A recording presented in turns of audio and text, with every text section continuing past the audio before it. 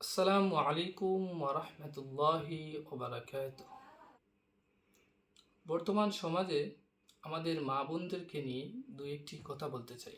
রাসূল করিম সাল্লাল্লাহু আলাইহি সাল্লাম বলেন, যখন আমি মেরাজের মধ্যে গিয়েছিলাম তখন জাহান্নামের মধ্যে অধিকাংশ নারী জাতিকে দেখেছি। তার কারণ কি? কেন অধিকাংশ নারী জাহান্নামে যাবে? প্রধানত দুই কারণেই অধিকাংশ নারী জাহান্নামে যাবে। প্রথম কারণ হচ্ছে, যেই নারী তার স্বামীর অকৃতজ্ঞতা অবাধ্য থাকে বা অকৃতজ্ঞ প্রকাশ করে, সেই নারী জাহান্নামে যাবে।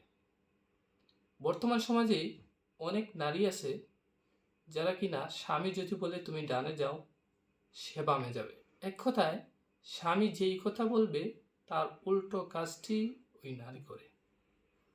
আর দ্বিতীয় হচ্ছে, যেই নারী পোশাক পরার পরও উলঙ্গ থাকে।